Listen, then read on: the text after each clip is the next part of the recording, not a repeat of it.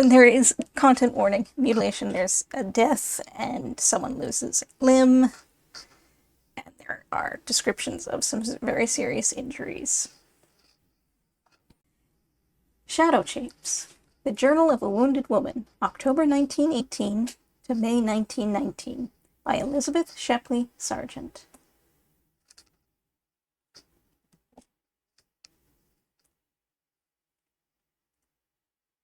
I was wounded in the house of my friends. Note: a few pages of Shadow Shapes, Images and Memories of Wartime Paris were first published as correspondence in the New Republic during the years 1917 to 1918. But the author owes the whole background of her French war experience to the paper and its editors, and for their unfailing generosity here makes grateful acknowledgement. Preface. This book belongs to the nurses, the doctors, the friends who gathered about my hospital bed in France. Their beautiful kindness was as healing as their care, and I shall never be able to thank them for the part they gave me in the chimerical days which I saw reflected with such vividness in their faces. The best of what they shared and what they were I have not even tried to set down. But where their faces and their voices seemed symbolic of certain human types, and mysteries pondered by all Americans in France in the period between war and peace, I have ventured to quote them and picture them. My wish has been not to change what I saw and heard by a line or a feature, lest the least alteration should do violence to a vast, embracing, unseizable truth that was essentially our common possession. The heightened glow cast by danger and death on the faces of the young, and its fading into the rather flat daylight of survival. The psychological dislocation of the armistice. The weariness of reconstruction. The shift in Franco-American relations that followed President Wilson's intervention in European affairs. The place of American women in the adventures of the AEF. All this and much more I groped through my illness to understand, as my visitors came and went, and noted on paper and in memory. The journal which has resulted does not pretend to offer more than a marginal commentary. For nobody knows better than an accidentally wounded writer that the real story can only be told by a soldier. Perhaps by one of those limping privates whose shadows were always creeping across the Neuilly windows to remind me that in the damp tents where they were continuing the Argonne and the Marne, not in my comfortable grey room, was the substance of America in France. ESS, August 1920.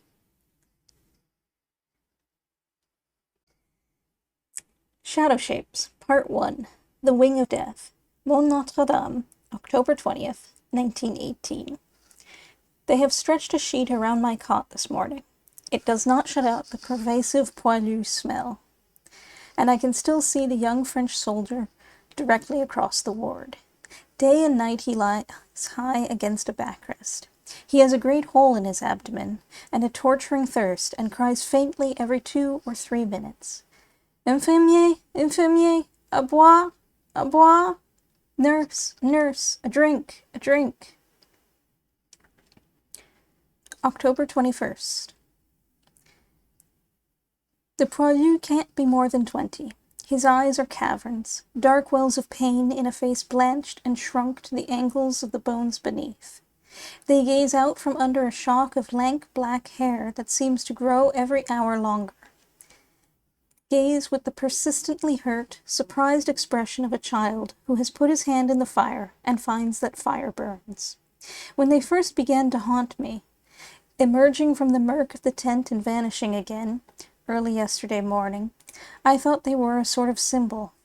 Ether bedazed me, and I could not quite grasp the meaning of the symbol. I confused the poilu with a black-haired Oklahoma boy, whom I found last June in a French hospital at Meaux, alone but for one muttering Arab in a vast, dirty ward. Bedbugs crawling over him, blood soaking his shirt and blankets, the most lost and miserable American of all. Now his face stared at me, gaunt and craggy, from the French soldier's bed. I begged Mercier, my orderly, to change the Oklahoman's blankets. Told him that my fellow countryman could not make his needs understood. Insisted eloquently, and heard Mercier laugh, that he should take the houses off my legs. I was unable to help so long as their weight pressed me down. Mercier explained that they were not to be removed, but it was the poilu's head, glooming clearer and clearer like a tormented, ascetic head in a Spanish painting, that at last brought me to myself. I remembered exactly what had happened to me, and it seems now, altogether negligible in the light of that suffering stare. Infirmier, à boire. Just one little drop? Valentin, the cross old orderly who passed just then, tells him brutally to shut his mouth. It will be wet in due time, not before. And Valentin shuffles on, in his felt slippers and his streaked grey-blue clothes, which depend flabbily from a loosely hinged backbone. Here comes Mercier, taking temperatures. Mercier is a generation younger than Valentin. He swings his muscular hips as he walks, as if he belonged to the Breton Sea. But it seems that dans le civil, in civilian life, he is a coiffeur, hairdresser, at Le Mans. Mercier declares, after consulting his wristwatch, that le petit, the little one, must wait exactly 19 minutes for the next swallow of champagne.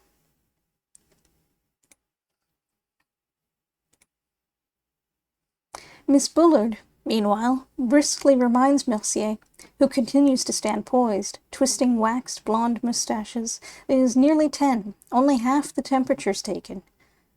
No dressings done, several stimulations to be given men who are very low. The surgeon's due on rounds at any moment. Mercier looks crestfallen, murmurs, with a half glance in my direction, Je n'ai pas l'esprit au travail ce matin. My mind isn't on my work this morning. Miss Bullard, as she hurries on, gives the little soldier a smile from under her white veil that brings a momentary look of peace into his bewildered eyes. But soon the monotonous whimper begins again. A drink, he is wanly beseeching me, now, as if I ought to be able to rise on my two splints and slip him a few drops from the bottle on the shelf over his bed. A woman, not nursing, in an evacuation hospital, during an attack. Have I said anything else to myself these 2 endless days and nights? Raw flesh, shattered bones, pain, fever, thirst, disability, death. Why should I be caught up into this revelation of the ultimate of war unless I can turn my understanding to some service? There's one unbearable sound, a dull, pierced, animal plaint, nothing like the usual moan of pain or the cries of the wounded who are being dressed. A sort of sigh went up from the whole ward when it began. Miss Bullard dropped everything and ran, though the man she left is only a little less in need. Her look is fixed as she prepares her hypodermic in the alcove beyond my bed. She works so swiftly, so gallantly. Did she realize when she put me in this corner near her table of supplies the satisfaction I should get from the perfection of her technique? From simply seeing her, single-handed, single-hearted, direct a whole hospital and meet the outstanding needs of her 24 grands blessés, seriously wounded? She must have known it would be a spiritual substitute for the nursing she would be giving me under other circumstances. She can do only the essential now. Racked and lacerated as I feel, I am yet one of the least serious cases. 2/3 of the patients are just barely being kept alive. She literally does not stop 1 second in the 12 hours she is here. Even so, she is consumed, as I have seen Lucinda consumed at Dr. Blake's hospital this last 6 months, by the desperate need to do more. Miss Bullard sleeps a mile away, in a ruined village, in a room with no window glass and no stove. She has to walk there again for lunch. Only a short sort of exaltation keeps the human machine going through such stress. She must have been drawing for months on springs far deeper than the normal springs of human energy and endurance. She sends Mercier to tell me, as her fingers fit rubber tubes together, that she will make me comfortable for the day before. I am ashamed that I do want to have my face washed, that I do want to feel her soothing touch at my feet. The soldier she had to desert is 2 beds away from me. His face was considerably shot to pieces. He has to be fed through a tube. But he lies there dumbly patient and quiescent. Afternoon. Yes, only those who cannot help themselves ask for anything here, at least by day. I believe I was conscious of it even those first irresponsible hours. For when I heard my own voice calling Mercier, as it did so often, I was amazed and repentant. Extraordinary how quickly one becomes part of the mechanism, how one can bear anything in company, just because it is war, and must be. C'est la fatalité, it's fate, inevitable, irrevocable, immutable, interminable. Nothing exists, or ever will exist, but this khaki tent pitched in the mud, this rain that drips, drips through the roof, these 2 blind rows of closed window squares, this stove that's this back-breaking cot, these grimed and stuffy blankets, this clinging smell of damp and coal smoke and iodine and disinfectant and suppurating wounds and human sweat and dirt. Yet to name the obvious discomforts is to exaggerate them. They become submerged in a more profound initiation, an initiation which is almost a compensation. A visitor has made this clear to me. The médecin chef and doctor, full of apologies for not having himself visited me sooner, ushered him in. They came mincing down the ward together, between desperately sick men of whom they seemed quite unaware. The médecin chef, in his unsullied horizon blue, looking a sort of operatic tenor after the hard-pressed, shabby surgeons I have so far seen. The visitor, an elongated, dapper personage from the Maison de la Presse. He had journeyed all the way from Paris, in his best uniform, to bring me the condolences of the French government. A camp stool was provided. The stove was belching saffron clouds that rose and hung under the floppy canvas. The attention of the blessé was glumly superior. The visitor sat there shivering, coughing, fondling an imperceptible mustache with one nervous hand, blinking away smoky tears as he made polite conversation. Drops trickled down his neck. His reddened eyes took in my bandages, the cradle that raised the bedclothes over my feet. But what they dwelt on with fascinated commiseration were the fragment of my skirt that Miss Bullard had pinned about my shoulders, and the pillow she had improvised. Gertrude's coon coat, which luckily came through intact. The hospital has no bed pillows, and only 3 backrests. How uncomfortable you must be, mademoiselle. Well, monsieur, not nearly so uncomfortable as you, though I tried hard to make your half-hour as easy as I could. One thing I do mind. Greasy old tin plates. I can swallow sickish tea, and limonade that never saw lemon, and gratefully, when Mercier holds the china duck to my lips. But when he brings me onion-scented soup, full of vague, floating vegetables, in an ancient tin receptacle.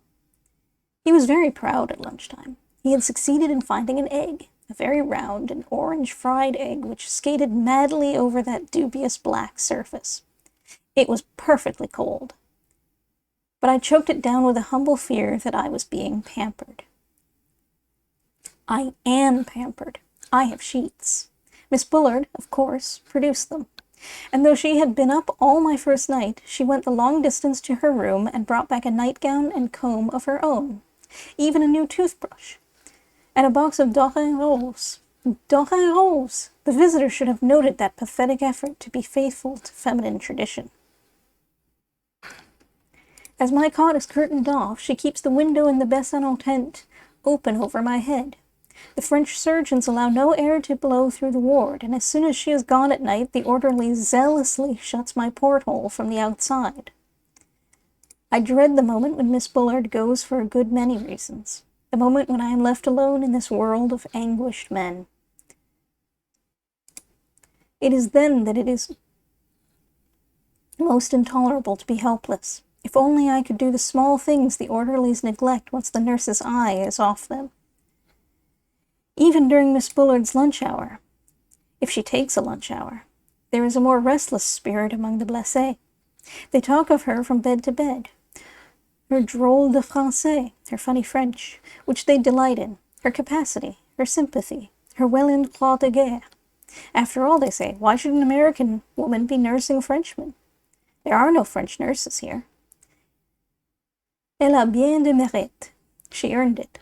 But soon they begin to wonder why she isn't back, begin to fuss, and at night, when she has given the last hypodermic, and put on her cape and stolen out, black desolation settles down over the tent. October 22nd. Last night the ward was like a somber tunnel, full of smoke and noxious gas, monstrous moving shadows. Painful reverberation. Feet, trampling. Brancardiers, stretcher-bearers, shuffling into the tent with new burdens. Shall I ever forget how their feet are sucked into the glutinous mud of the Marne? It is as if the mud were insatiable, and it gives out, in the dark and silence, the muted sound of all those other stretcher-bearing feet, which it has sucked and strained at for 4 years. Mont Notre-Dame was an important French hospital center until the Germans took it last spring. On the recovered ground, a French hospital has been planted again. And yet again come the brancardiers, bearing still, horizontal shapes on their shoulders, shapes once vivid, earth-loving, now writhen, agonized, indifferent. War is a doom, trampling, shuffling itself out to eternity.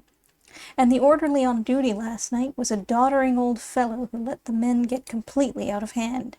It is no kindness, as I have discovered. The least serious cases make the worst row. The thigh began it. Oh la la la la, oh la la la. Each O a note higher in the scale and the las running down in Tetrazzini's manner. C'est-il malheureux? C'est-il malheureux? It's wretched, responds the arm in the next bed, who has no intention of being outdone. Damnée guerre, damnée guerre, damned war, echoes the shoulder blade. This has been going on perhaps 15 minutes when the little poilu opposite me tore off his bandages. Patience is a terrible virtue. Would not wars end if 10,000 wounded men tore off their bandages and bled to death? But the process is hideous. The vieux, old man, badly scared, called Mercier, and with much stifled gasping and cursing, they together bound him up again in the flicker of a lantern. Can it be that only 40 or 50 miles from here, people are discussing, over partridge and fraises des bois, wild strawberries, whether it would be better for Foch to accept an armistice or to push the Germans to a complete debacle? Better give a few months more, and several thousands more men, say some. I wish they could spend a night in my cot. Can it be that in Paris I, too, believed in the end of the war? The very evening before my accident, the evening of the day when the French army entered Lille, I came out of the Castiglione, after dinner, into light. Light in Paris at 11 o'clock at night. Light after nearly 4 years of war darkness. Those great torches flaring brazenly from Tuileries Terrace, on brazen enemy guns strewn over the Place de la Concorde, conveyed, as they were intended to do, a sort of shout of triumph. The enemy had been driven so far, that not the boldest or fleetest of his bombers could any longer threaten the heart of France. Yet here the fear of air raids is not conjured. I shall not soon forget the whirring pulse that throbbed and burrowed into our tent tunnel in the small hours of last night. Ominous, discomposing. Airplanes, squadron after squadron, passing just overhead. Boche? Or our own? The complete defenselessness I felt so long as the uncertainty lasted made me aware that what I had hitherto taken for moral courage during raids was purely physical. A pair of good legs and a convenient medieval cellar had sustained me. I know something about the psychology of the bomber, too.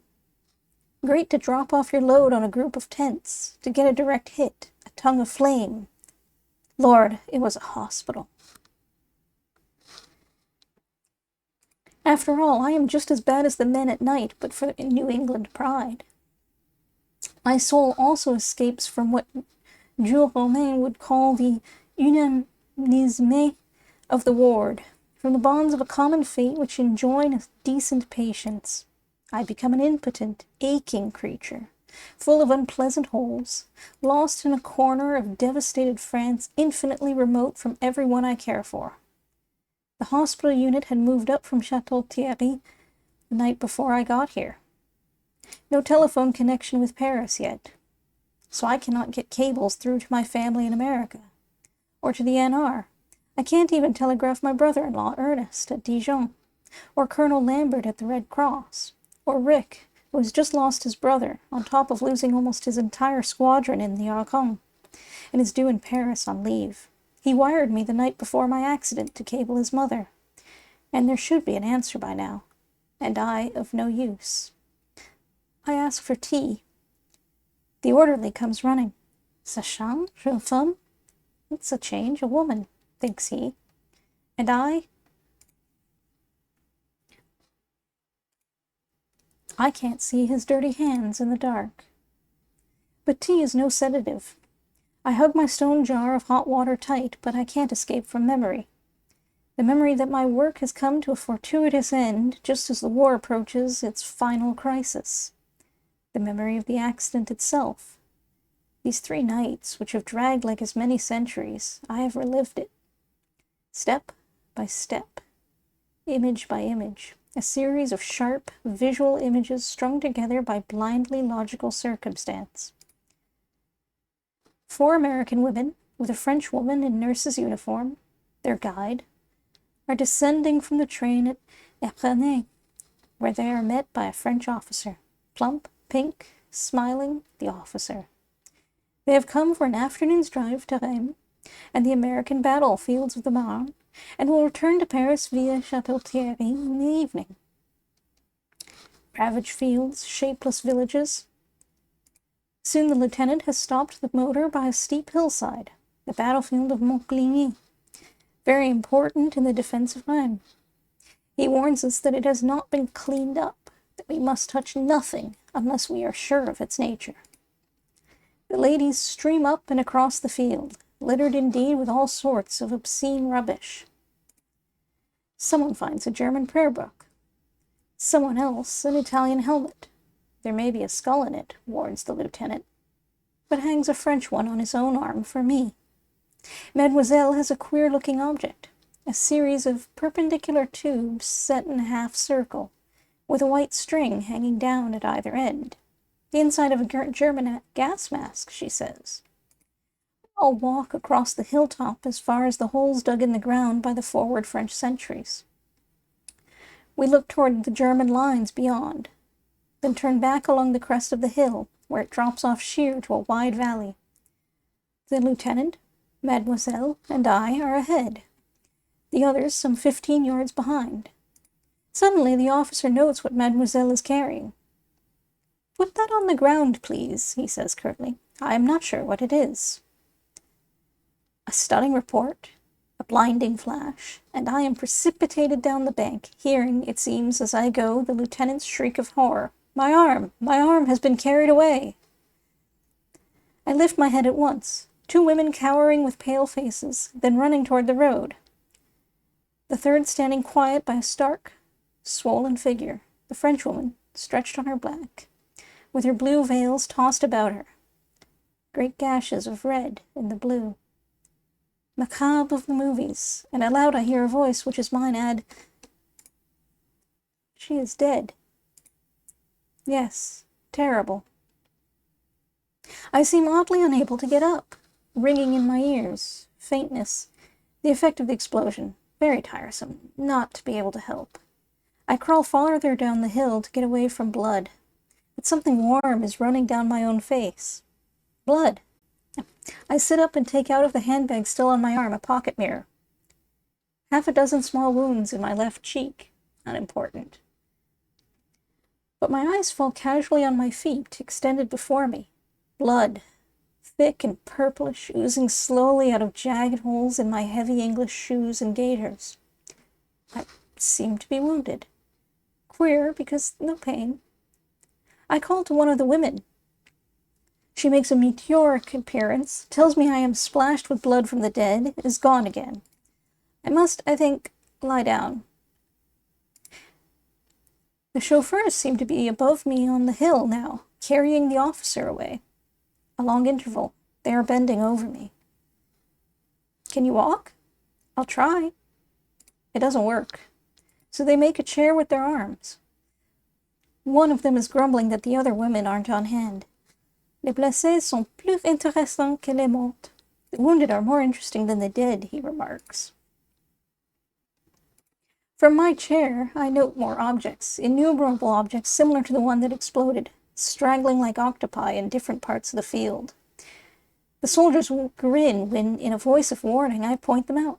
Hand grenades, they say. Now we have reached the first limousine. The officer is propped on the right half of the back seat, his bloody sleeve, not empty yet, hanging at his side. I am lifted in beside him, my shoes removed, my feet placed on the folding seat, those nice, expensive brown wool stockings from old England ruined. The chauffeurs refuse to wait for the other ladies. Must find hospital at once. Unpleasant sensation of severing all connections with the friendly world. Inhuman country. Badly rutted roads. The officer, quite conscious, desperately worried. I did tell them not to touch anything, didn't I, mademoiselle? They'll break me for this. Repeated again and again. Also the reply, it wasn't your fault, monsieur. A bleak barrack at last. An amazed major who sticks his head into the bloody car, but can do nothing for us. Gas hospital, this. Surgeons 8 kilometers further on. I feel pain at last, and the lieutenant is suffering. But we talk a little about his wife and his profession of teacher. Will I write to his wife tonight for him? Say he is not so badly hurt. Dusk already. 2 more dreary barracks in a plain, lean, and gray. Another French doctor, black-bearded and dour. Very displeased to see both of us, especially the woman. 2 stretchers. The lieutenant disappears in one direction, while I am carried into the triage and dumped on the ground. To be tagged, I suppose, like the wounded I have seen in the attacks of the last year. At least 20 Frenchmen lounging in this barn-like place. Orderlies, stretcher-bearers, wounded soldiers, all pleasantly thrilled. We must cut off your clothes, madame. Bien, monsieur. Very well, sir. I can be dry, too. But if there were the least kindness in his grim eyes, I should tell him how desolated I feel to be giving so much trouble in a place where, I know it as well as he, women are superfluous. Compound fracture of both ankles. Flesh wounds from éclats, shrapnel. A little soldier writes out a fiche file in a deliberate hand while I am being bandaged and given anti-tetanus serum. The fiche goes in a brown envelope, pinned on my breast as I lie on the stretcher. Is it serious, monsieur? The left foot? Yes, very. Can I not make connections with the rest of my party so as to send a message to Paris? No, the chauffeurs had gone already. I am to be sent to a hospital near Fiume, and the stretcher proceeds to the door. Stygian darkness now. As the men slide me into the lower regions of the ambulance, I look up and see, peering down from the top layer, the very white, rolling eyeballs of 2 very black Senegalian Negroes. You thought you'd be alone? Remarks the dry surgical voice. No. Bon voyage, madame. The ambulance door seems hermetically closed. How the engine groans on the hills. How heavily the black men breathe above me. How my foot thumps. How the hammering on the wheels pound in my head when we break down. Another lighted triage. I am lying on another mud floor, surrounded again by men. Perhaps I am the only woman in the world, but the atmosphere is more friendly. An orderly approaches. You have 3 compatriots here. American soldiers? American nurses. Were ever such blessed words? And the tall, sure, white-veiled woman who comes in to take my hand and not reproach me for my sex seems to divine just how I feel. Croix de Guerre, with palm, Mayo graduate. Can this be the nurse who lived so long in a cellar at Soissons, nursing American soldiers? I put her in a Red Cross article months ago. A presence to inspire instant confidence. Only a bed in a poilu tent, she apologizes. Impossible to make a woman comfortable.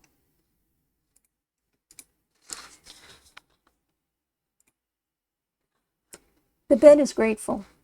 Long, long wait. Finally, a surgeon with a woman assistant materialized beside me. Surgeon with red face, shabby uniform, and, as bandages unroll, a troubled look. He says immediate operation is necessary. Miss Bullard confides me to an orderly, Mercier. She cannot see me again tonight. Must prepare 200 new arrivals, blessés of yesterday's attack, for operation. Mercier seems kind. To be brought out of ether by an excoffeur is normal after all this. When the stretcher-bearers come, he helps them lift me, wraps blankets about my bloody and exiguous clothing. He says he ought not to leave his ward, but he comes along beside the stretcher, snubbing the brancardier, or lower in the hospital hierarchy than the infirmier, as I have already discovered. The movement of the stretcher on these human soldiers is soothing, though. And the rain that falls on my face from the black night. Too bad to leave it for the lighted x-ray room, so narrow and stuffy, and full of perspiring men. They can't even find the éclat. I point out where they must be. Long wait on the floor. At last the summons to the operating room. The surgeon is ready, in a white blouse, with a large black pipe in his mouth. He removes it to caution the men who are lifting me onto the table. Voyons, voyons. Look, look, don't you see it is a woman? Unable not to point the ruthless fact. I turn my eyes to the green-painted ceiling. It is spotted with black like the surgeon's pipe. Flies. The assistant ties my hands to the table. In peacetime, I reflect, they wait till one is unconscious. The surgeon is bending over my wounds now, shaking his head, and his next phrase has no double meaning, and his voice no irony. All because a foolish woman wanted a little souvenir of this great, great war. I'm getting ether in large quantities. Sensation of vibration, of waves beating, and through it voices very clear. Who is she? A journalist. The tent again. Blackness, clammy chill, penetrating pain. Mercier's hands smell strong of cigarettes. Kind Mercier. Washing my face very tenderly. October 23rd.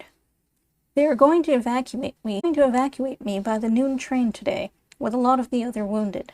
The surgeon says my progress is sufficiently good, and of course my bed is needed. He has been in to give me special recommendations for the American surgeon, whoever he may be, who will next have me in charge. This is less of a tubib doc, as the poilus call the army surgeons, than I thought. He may look, with his arms bared to the elbow and his scrubby beard and his scrubby clothes, like a caricature by Gus Boffa, but he has spared no pains for me, and Gallic to the last has packed my injured members in the whole hospital stock of peerless and priceless absorbent cotton. He has left the small wounds on my face alone. Can you suppose I would touch anything so delicate as the face of a woman? I am leaving with a dominant sense of the fascination of surgical technique. As so often in the past, my mind has come to life and helped largely in saving my nerve. The limitations of this plant are greater than those of any similar American hospital I have seen.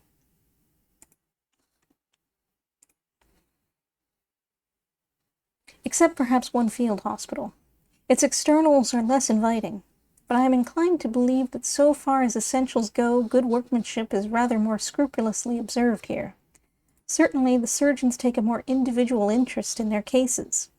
I have watched the surgeon of this ward, who is not mine, making rounds every day.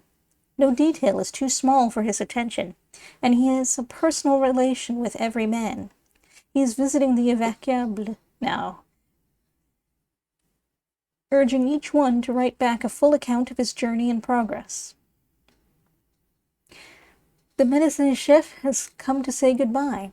I was not mistaken in thinking him the operatic tenor of the hospital. He stands at the foot of my bed, holding one of his numerous paperasseries, red tape, poised before him, like a sheet of music. An order from Monsieur Clemenceau, urging that all consideration be given me. With that in my hand, I am to be descended from the train near Vincennes, at the regulating station for Paris wounded. The régulateur controller will have made all arrangements. I wonder. I have been able to communicate with nobody. And now I must leave Miss Bullard, my rock of safety, my friend, and journey away alone on a stretcher. I don't want to go. Miss Bullard has dressed me in more of her garments, my own completely demolished, even to a scarf, that was her mother's, about my head.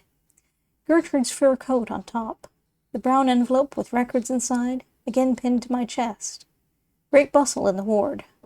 The orderlies are assisting the departing blessés into their tattered uniforms and tying up their war treasures, such as the éclats that have been removed from their wounds.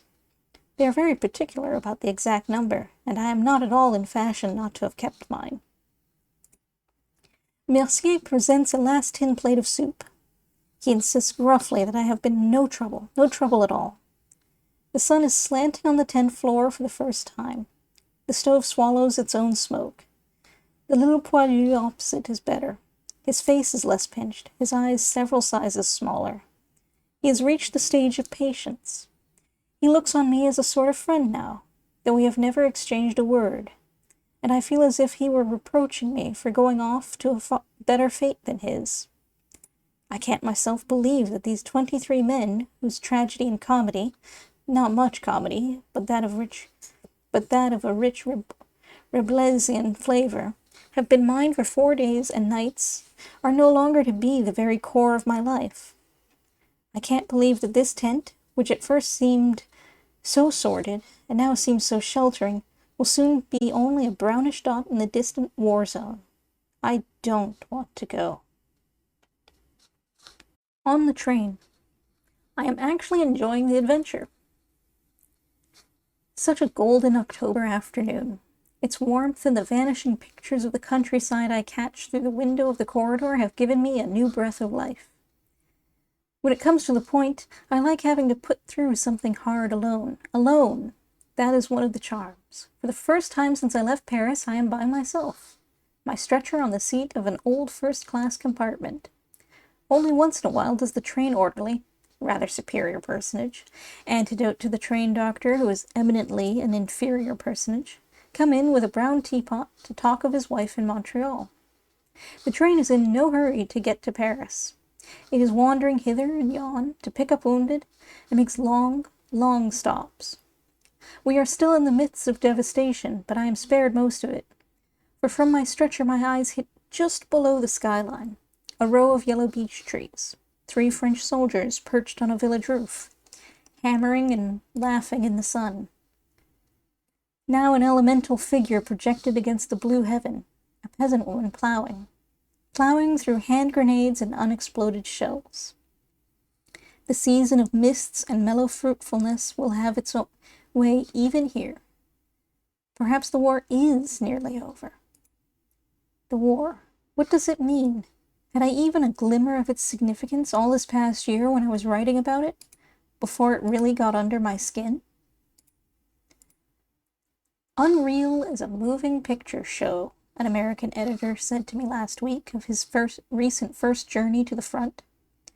That is the way it looked to me when I first visited the Oise and the Aisne and Somme only in October ago. The limestone 12th century ruins of Tracy-la-Velle, overgrown with bright flowers, had a beauty not unlike that of Delphi. Tragedy, but of the Greek order. Tragedy one could regard with a certain detachment. On this last disastrous journey, I had to force myself to look out of the motor at the skeleton villages of the Marne. They seared my eyes, parched my understanding. Every splinter of masonry had a human implication. The dead loss to civilization was past bearing. Knowledge of war has come by a gradual, absorbent process, a sort of slow penetration with its dark background, as it affected the French nation primarily, and especially my French friends in Paris. Their lives at first seemed surprisingly normal, but gradually these lives came to appear subtly distorted, as faces are distorted by a poor mirror, or by a hidden fear. And their spirits, when their once so vital and humane spirits were not full of sinister images, they were empty, as the streets were empty during those drab, dragging months that preceded the German spring offensive. The months during which the growing numbers of Americans in the YMCA and the Red Cross were discovering the restaurants and taking war like the rain. What was war to the AEF? In the beginning, a great game, played with wharves and freight yards and storehouses and ice plants. A great game. I shall never forget the spur to hope that pricked me during my journey from one end of our army to the other in the early months of this year. The sense I got of the constructive force that moved it. But the end of March changed all that. For America only less than for France, war then became a drama, intense, vibrant, lurid.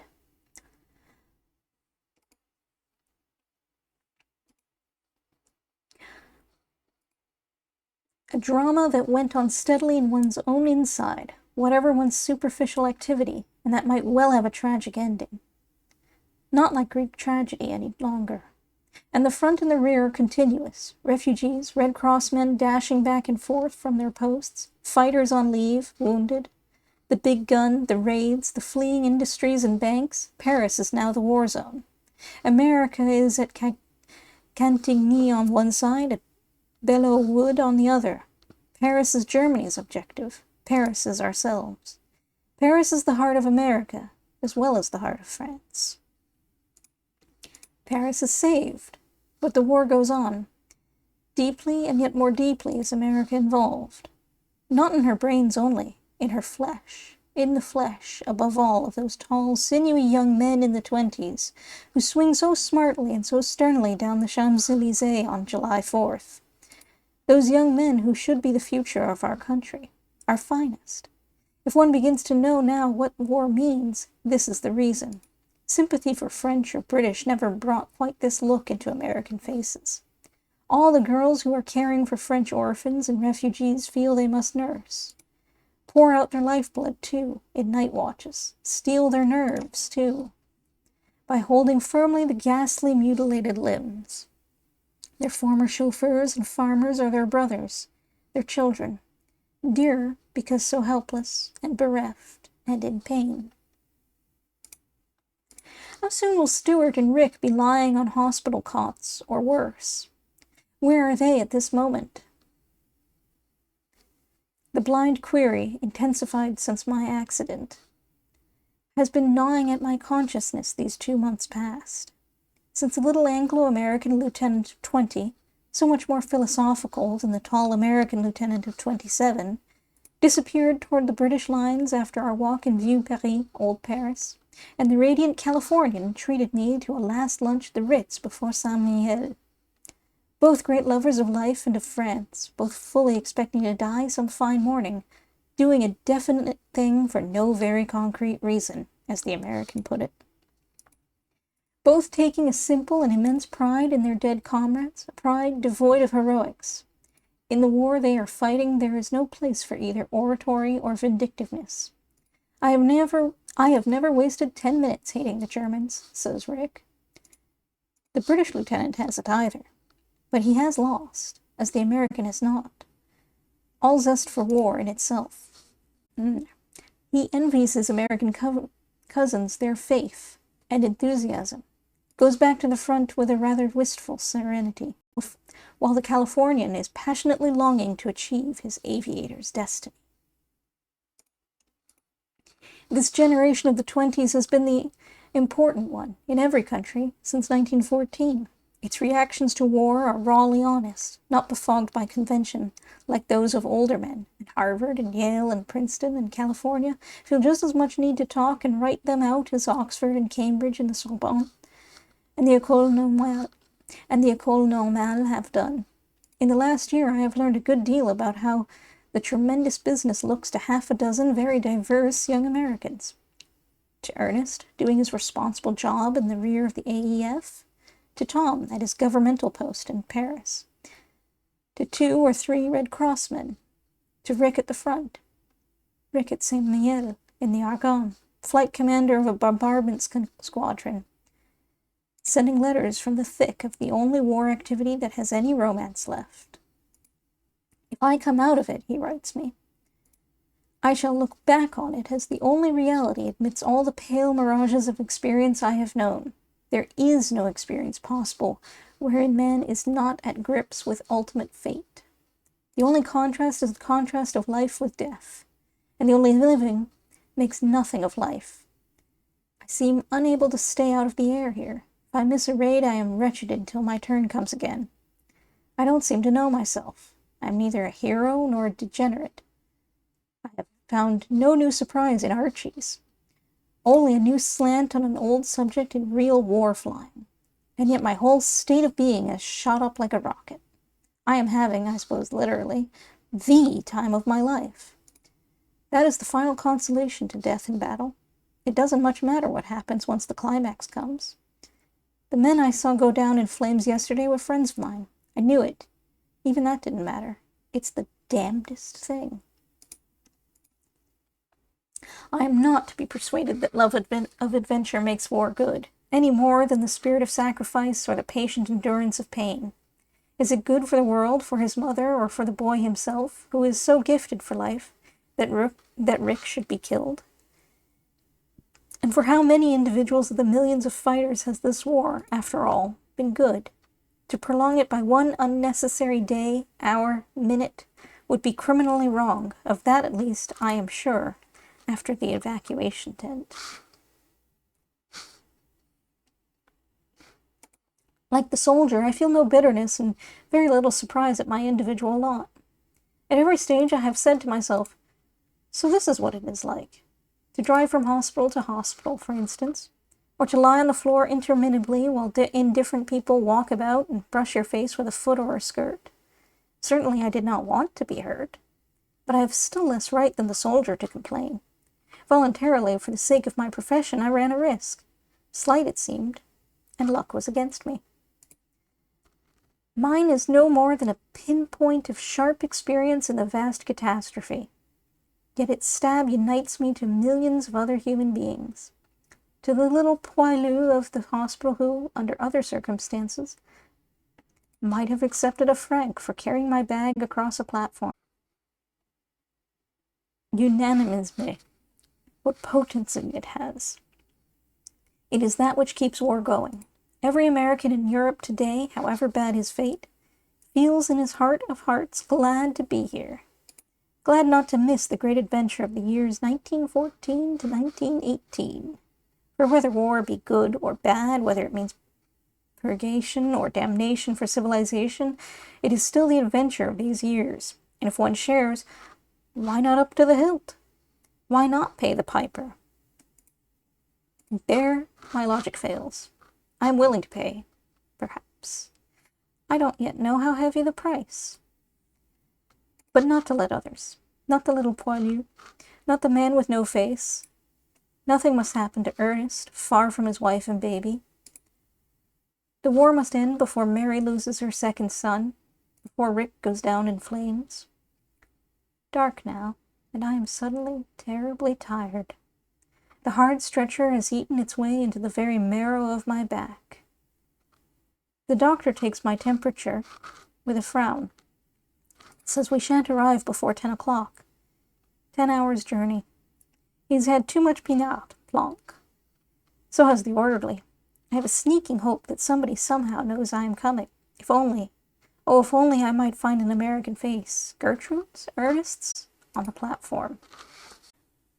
American Hospital of Paris, Neuilly, October 24th. I am reincarnated. as a perfect lady in a perfect sick room, full of flowers. Flowers after Mont Notre Dame, and the peace of being alone within 4 spotless, gray-white walls. Fresh white curtains, white cushions, white furniture, a long French wood window into a garden.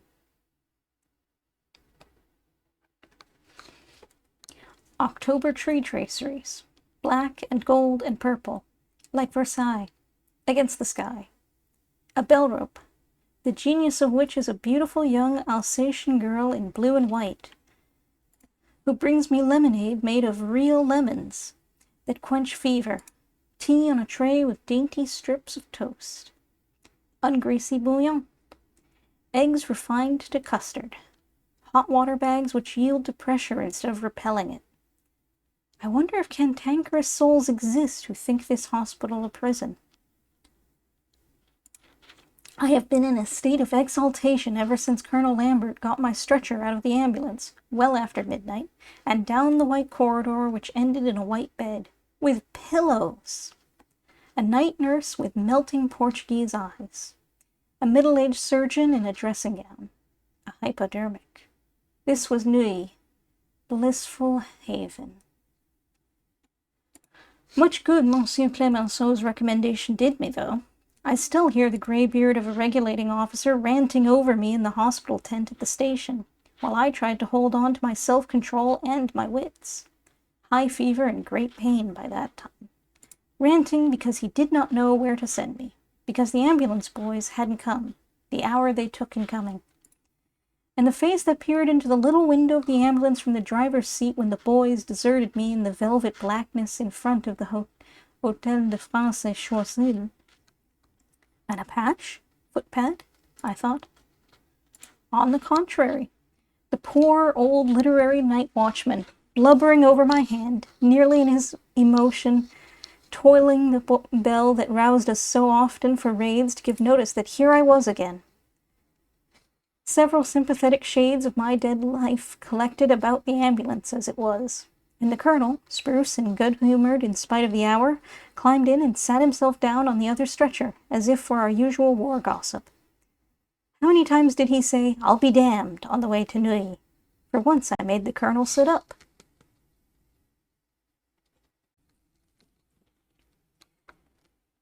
The whole of my previous existence in wartime Paris returned with a rush this morning, as normally as if the sealed world of Mont Notre Dame, the world bounded wholly by pain and death, the world where only wounds and poilus existed, had never been. But for that slowly winding train, which somehow linked the two together, how often have I similarly readjusted my universe between Boston and New York? I should be dazed to find myself once more in the midst of war rumor, political discussion, and familiar entities like the YMCA, the ARC, and the AEF. It was the blue and gray Y that came dashing in first, in the person of Gertrude. Red cheeks, solicitous eyes sparkling through her glasses, armfuls of fruit and flowers, and stores of her rarer gifts of high spirits, generosity, and humorous human interest. And then the steel gray Red Cross, personified in RM, with her warm, wise smile and limitless capacity and kindness, both assuming my responsibilities, reinforcing friendship with the power of these great organizations that I have spent so much time studying and criticizing. Glad I am now always to have maintained that their virtues outweigh their deficiencies. Then came along the men, Lippmann and Mertz, Arthur Rule, Tom, and others, all equally human and concerned. The New Republicans also shoulder my responsibilities, and I am ashamed to remember that I once thought W.L. a cold intellectual. My stoicism would certainly ebb away from contact with this flood of friendliness and flowers if every one were not so obviously relieved, especially the men, to find me not a nervous wreck. The crisis is very near, they think. I must get to work again. In fact, I have engaged a stenographer for next week. If convalescent poilus make bead chains in bed, why should I not string words together? My little blue and white nurse reproves me for writing tonight. Perhaps I am tired. The doughboy voices from the garden disturb me. It is my heart, not my nerves, that the AAF troubles. The garden holds a Red Cross tent hospital, an overflow from number 1, the big ambulance in the boulevard increment. The wounded, in khaki here, are hobbling by my window, on crutches mostly, to their supper. Rattle of tin plates. End of a lighted tent projecting into my field of vision. It is unjust that I should be enjoying daintiness and luxury under a real roof, while soldiers are outside where rain can drip and stoves smoke. And the worst of it is that it will soon seem natural that I should be here and they there. October 25th. My fate as a blessé is in the hands of an American surgeon of remote French descent, who appears to be even more of a Francophile than I am, a southerner with very Gallic airs and almost Provençal loquacity. I already know much of his family history. Great surgical family. Grand-père volunteered under Napoleon and made the retreat from Moscow. Père, Deputy Surgeon General of South in Civil War. He himself volunteered in the French army at the beginning of the war, and served 3 years before transferring to the AEF. He operates half the day here, and half at number 1. He has a casual manner, jollies the pretty little nurses in a Franco-American jargon of his own, good accent though. He would like me better if I would only laugh at his jokes or cry pathetically while being dressed. I can barely preserve a stony silence. He handles my wounds like a connoisseur, not to say a lover of wounds. I can't altogether cheat myself into thinking I have returned to the old world, though. Not so long as I have a daily dressing. The intensity of apprehension I feel when the surgical cart is wheeled in, and my bed wheeled out, and the surgical nurse begins to undo things, humiliates me. For I do not believe in the importance of physical pain, until my leg is lifted out of the splint. Then I don't believe in anything else. Dr. M cheerfully tells me to yell. He says the difference between French and American wounded is that the Frenchmen howl, but keep their arms and legs still, and the Americans mutely sweat, but wriggle in all directions. He congratulates me on the work of the French surgeon who, it seems, did a very skillful job in saving the left foot at all. That information sends a cold shiver to my uttermost parts. October 28th. The face of the world changed again. I am to have the wounded soldier's experience, jusqu'au bout, to the bitter end. Infection in left foot. It set in on Friday evening. The work I imagined myself beginning today is remote. Virtue has been trickling out of me, and fever and pain flowing in. How did I ever write at the other hospital, on the train? All I care about now is quiet, and air, fresh, cold air, because I feel stifled and contaminated, and a nurse, a quiet nurse, always there. RM has sent one, fair, pink-cheeked, shy, slow, steady. A Norwegian Red Cross nurse, from a North Dakota farm, just landed. The very antithesis of the quick, sophisticated little French pupil nurses who have been in and out like hummingbirds. Visitors eliminated. I couldn't even talk to Ernest when he came hastening up from Dijon yesterday.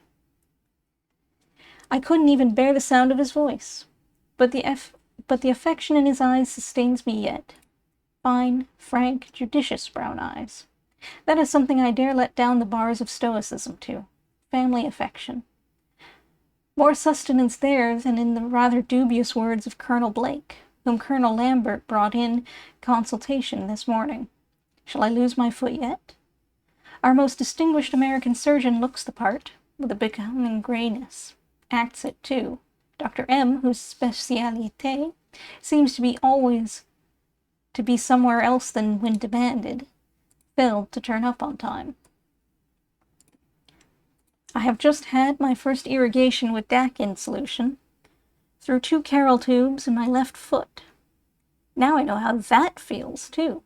I little thought, when I accepted Dr. Flexner's invitation to hear Dr. Carroll lecture on this great contribution to modern surgery at the Rockefeller Institute, that those lurid pathé pictures of wounds would soon have such a personal import. May my wounds heal with the miraculous rapidity which Carroll described. At best it will be a slow business. Hospital till January at least. The doctor told me the first morning that I should eventually walk comfortably on a level. My face must have fallen, for he inquired, with a twinkling glance at my many bandages, whether I was an alpinist. Couldn't I make ascensions by funicular? I have been haunted ever since by the fear that I may never climb Page Hill, Chocorua, or High Pasture, Dublin again. I am just as much in need as ever of their wild, sweet, junipery flavor and their spacious views. No more different because a hand grenade has hit me than Rick is different because he has dropped bombs on Germans.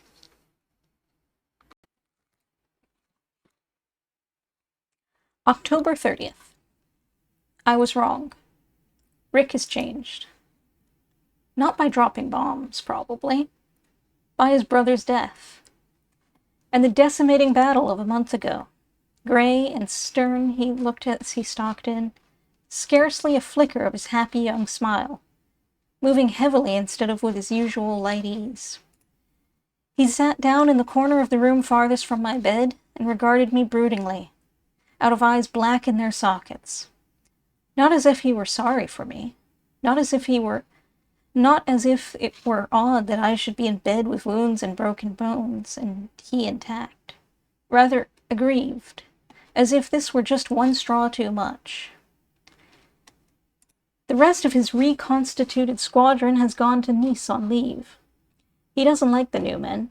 Couldn't stand that sort of thing anyhow, just now. But he counted on my being as usual, more than usual, perhaps, a sympathetic ear, a safe family friend, a literary comrade, someone to see him through. And I am of no use. He didn't say it, any more than the poilu at the hospital said it. But he looked the same reproach. I can't even eat a meal with him. I elicited the fact that he is eating alone at the Café de Paris. Why the Café de Paris? Not like you. No, that's it. Because he never ate there with P, or R, or the other 8 friends who were blotted out at the end of September.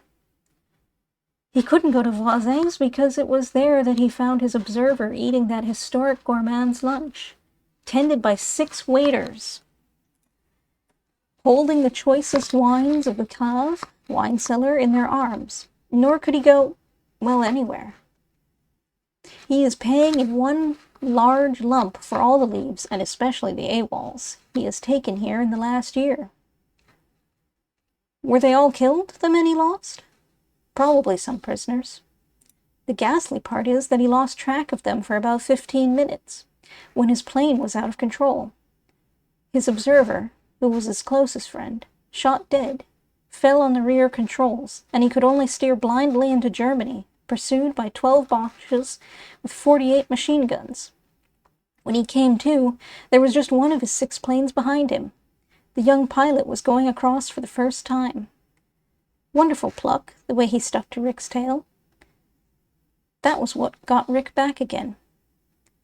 He never admits his own bravery. Now young P has been lost, too. He must go to see the family in Paris. It seems that he does nothing but look up the families, or write to them. How many times have you been shot down? 3. Never a scratch.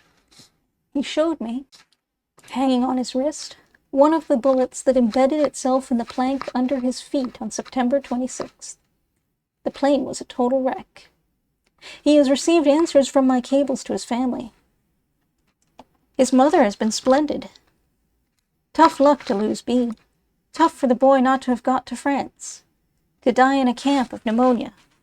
He can't talk of that. She says he is not to try to get released on her account. So he will go back to the front. Go back soon. Paris is a graveyard.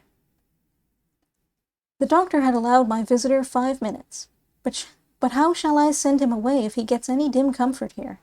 Sitting on in the corner, tilted on 2 legs of the stuffed chair, his long, straight, powerful profile ending in a jaw 2 sizes too big, outlined against the gray wall. Rain in the face. He might just as well have his aviator's helmet drawn over his head. For there is where he is, at the front.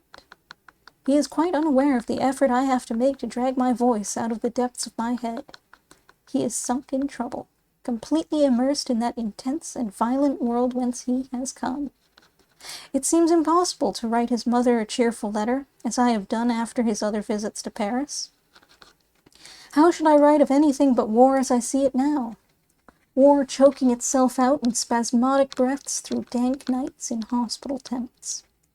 Faces blackening into death. Fine, straight young limbs turned rigid. And why should Rick get through, even now, though such a natural adventurer? The zest is gone, and that may be just enough to turn the scales of his luck. There is no reason why he shouldn't be killed on the last day, in the last hour. Finally, he gets up, lights a Fatima abstractedly.